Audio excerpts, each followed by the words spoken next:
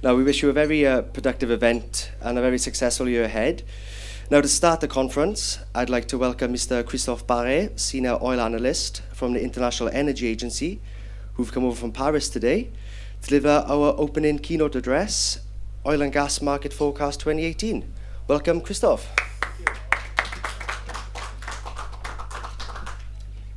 Good morning. Good morning. Hi. Okay, good morning. My name is Christophe Barret. I work for the International Energy Agency in Paris, and I work for the group that does short-term and medium-term forecast.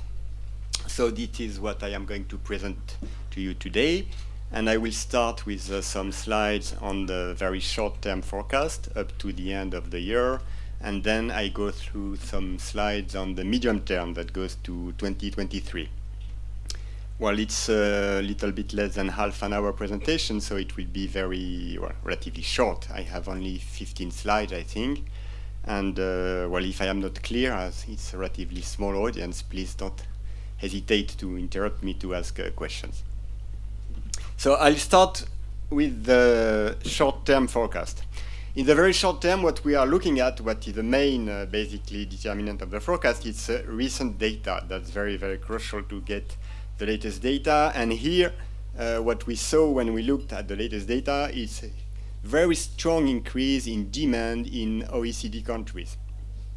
On this slide you have demand in the US on the left graphic, and as you can see you have the points for Jan-Feb on the left that are really out of the historical range with a very, very strong increase in Jan. So there are two reasons for that. The first reason, it's a very cold temperature that we had in January that were boosting heating oil demand and LPG demand. And the second reason, and you may see that too at the end of 2017, it's the startup of new petrochemical project. And I would like to insist on that because that will be one of the main driver to the demand forecast over in the past few months, or even in the next 2 years. So what happened? It's a startup in October, November of a new big petrochemical project in the US that boosted the ethane demand, and the growth that we see in Jan for a large part comes from this project. With the development of shale gas production in the US, you have associated natural gas liquids that are now being captured by the investors and used in the petrochemical industry. The very cheap feedstock of natural gas liquids in the US gives to the US a kind of market advantage to develop this type of project. And as a result, we expect a booming demand for ethane in the next few months, and that will support demand in the US and in OECD countries. In Europe, January was pretty low, but you have a rebound in February, and again, that was mainly due to the temperature, to the weather, that boosted the heating oil deliveries. When you look at the latest data, which we don't see really here in this graphic, what you have, it's what is striking in recent months, it's a decline in diesel demand because of the disaffection for diesel after the Dieselgate, and customers are really now trying to turn themselves to gasoline, and diesel engine cars are less and less in demand. So that's something that we have to keep in mind. A large part of diesel demand is expected to slow in the coming months in Europe. If you look at the non-OECD countries, well, we got robust demand in both China and India. In China, there is a kind of slowdown in the first quarter. What you have here in Feb, actually, it's the impact of the new year. We have a small rebound in March, but there has been a slowdown in Chinese demand over the past few months, and I think that it's mainly because of a change in the model of development, more qualitative growth, and we can expect further slowdown for the rest of 2018. In India, on the contrary, we have 2018 very strong compared to 2017. 2017, we had the GST, we had the impact of demonetization that slowed down the economic activity. In 2018, we will not get that, and we are expecting strong growth in India. I think that we have in the forecast a growth of roughly 300,000 barrels per day in India in 2018, and well, equivalent growth maybe a little bit higher in China. So global demand that we have here for 2018, when you look at this graphic, you can see that, of course, China and India will dominate the growth, but you will see too that we expect the same type of growth in 2018 that what we had in 2017. We had plus 1.6 million barrels per day in 2017. We expect plus 1.5 million barrels per day in 2018. And of course, that is crucially dependent on the assumption that we put on GDP growth and on prices. For this forecast, we use GDP growth, I think, at 3.9% for the world. So it's close to IMF forecast, close to the latest OECD forecast. So it's a robust growth and well, equivalent to what we had in 2017, a continuation of the momentum.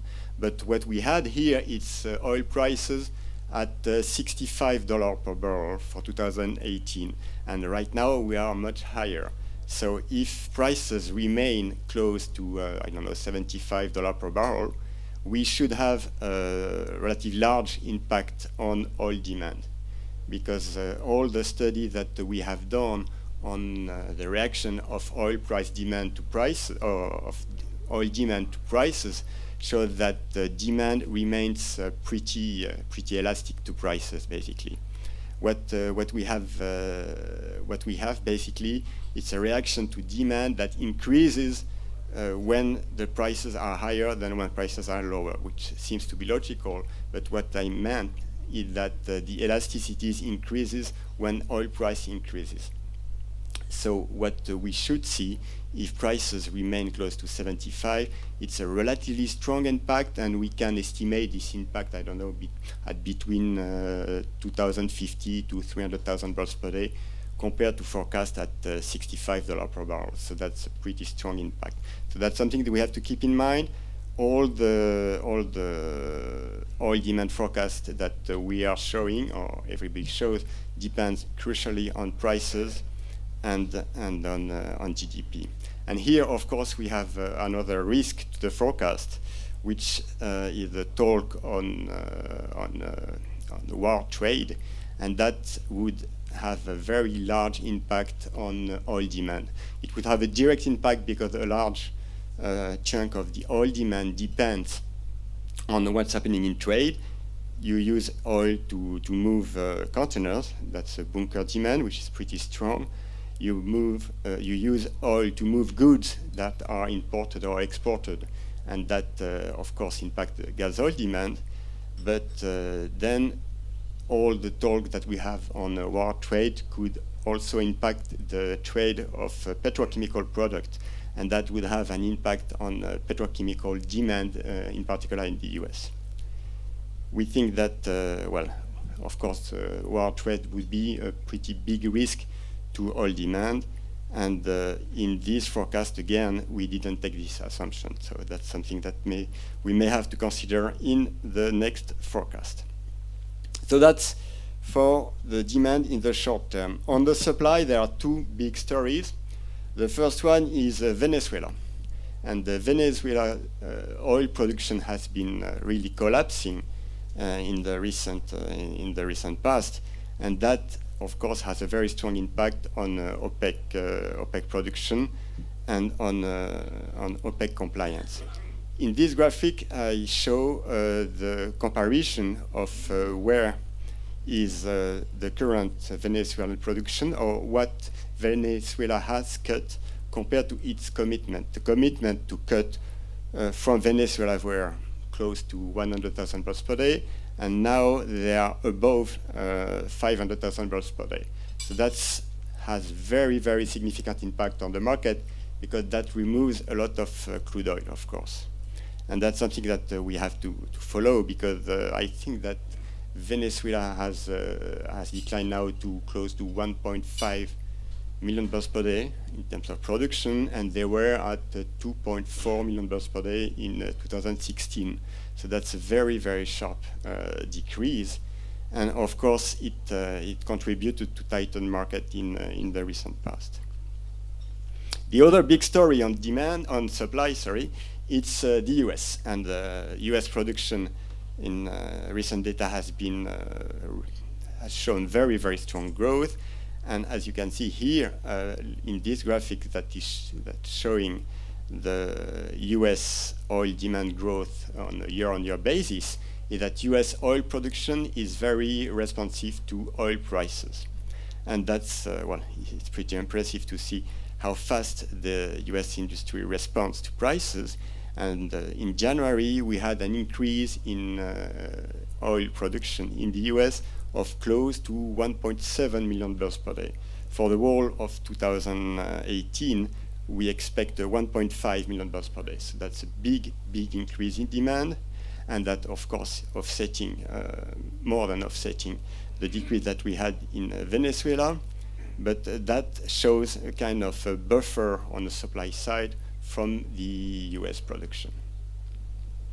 So that's the second very big story on the supply side. Very strong increase in US supply, and that is related to stronger prices. And the result on the market here, it's shown in a graphic showing the call on OPEC. The call on OPEC, it's basically the total oil demand minus non-OPEC production. So it's what OPEC must produce to leave stocks unchanged. In blue, you have the historical value of this call on OPEC, and in orange, you have what we have in the forecast. At the end of 2018, or even in January 2018, in January 2018, OPEC production was close to 39.8 million barrels per day. The call on OPEC that we have for the rest of 2018, it's close to 32.5 million barrels per day. So it means that OPEC must increase production in order to keep stock unchanged for the rest of the year. So this call on OPEC, it's an indication of the tension that we expect on the market through the end of the year. Basically, what we are showing here is that if OPEC production remains at its current level, the market will get much tighter in the next 3 quarters. Okay?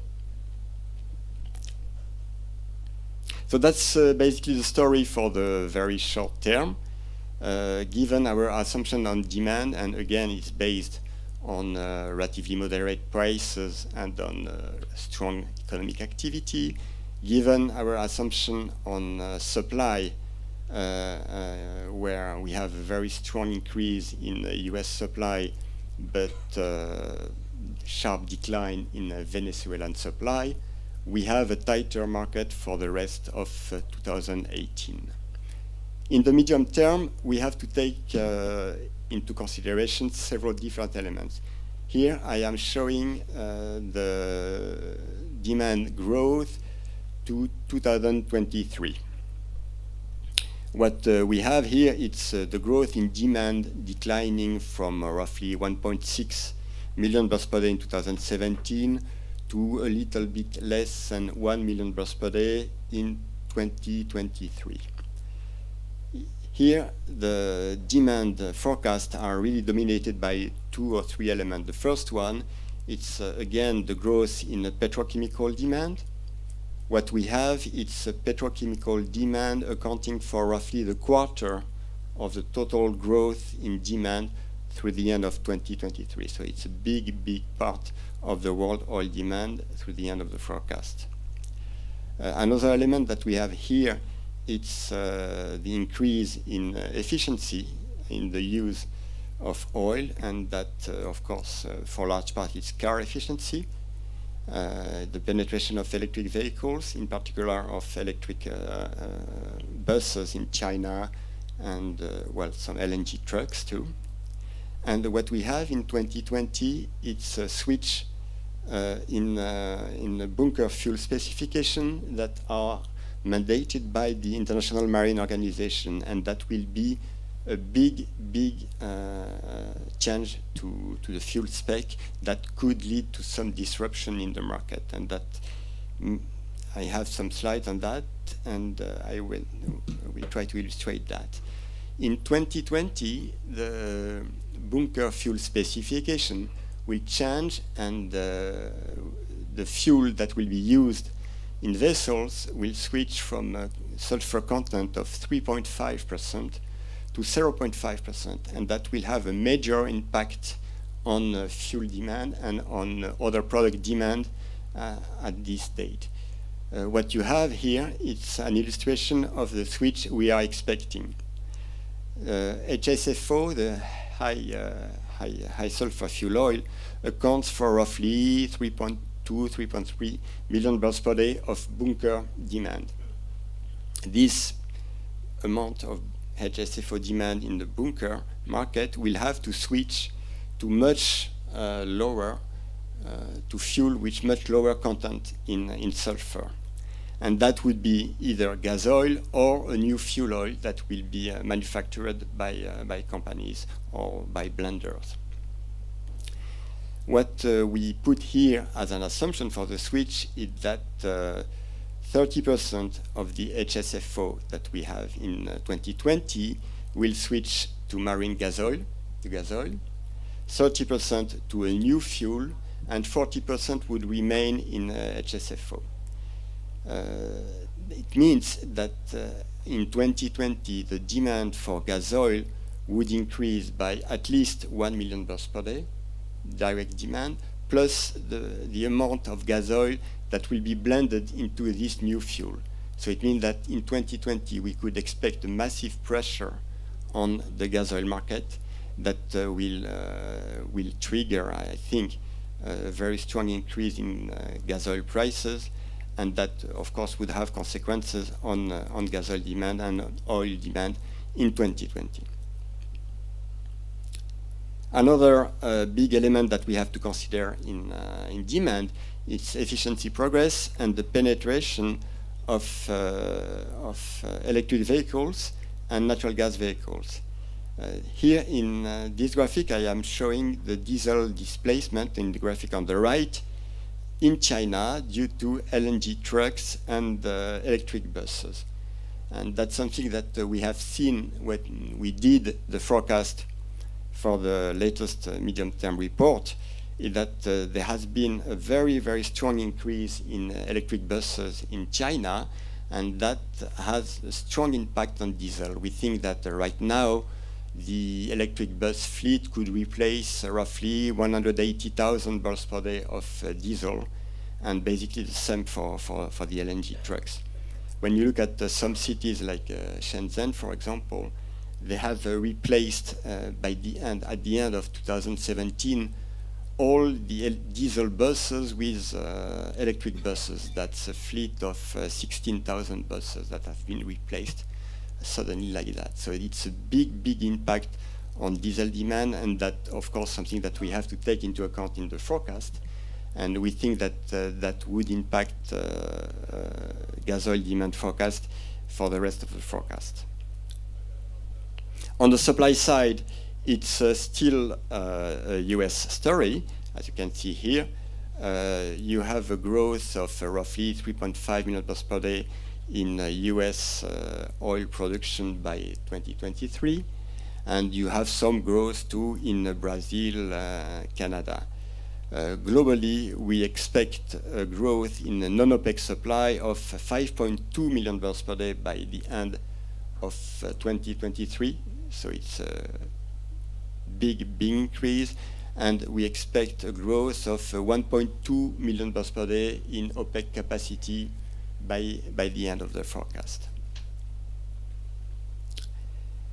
In the US, the growth in US oil production will have to find new markets in the next few years. The first wave of US LTO or shale oil production stayed in the US, basically. It was used by refiners, but the additional production that we are expecting by the end of 23 will have to find new markets. And what we think is that it's a pretty good time for the US to expand production of shale oil, because it's a type of oil that could find market given its quality and its low sulfur content. It could find market in Europe, for example, with refiners trying to find materials with lower sulfur content due to IMO regulation. And it can find markets in Asia with a very strong development in petrochemical demand. So that would give good opportunities for US producers for exports. And we think that a large part of the increase in US oil production in the next few years will be exported. So what will be globally the oil market balance that we expect through the end of 23? Here in this graphic we show OPEC crude capacity, and again the call on OPEC, which is the quantity that OPEC has to produce to leave stocks unchanged. And as you can see, the gap between what OPEC can produce and what OPEC should produce to keep stock unchanged will continue to narrow through the end of the forecast. So what we have here with the narrowing of this gap, it's a market progressively tightening through the end of 2023, which means that the buffer, the supply buffer that we have in OPEC countries should start to shrink through 2023. And well, what would be the impact on prices? It's difficult to tell. First, we don't do forecast on prices first. But the impact on the market is difficult to tell, because at the same time you will have a larger part of the oil supply that will come from shale oil, which is very responsive to prices. So the market condition will be different from the classical market condition, where OPEC was really in charge of ensuring a guarantee of supply. Here, part of the supply will come also from a response to prices, and will come from the US. So it means that even though we have a narrowing of the gap between OPEC capacity and the call on OPEC, we may have a market that would remain not very, very tight through the end of 2023.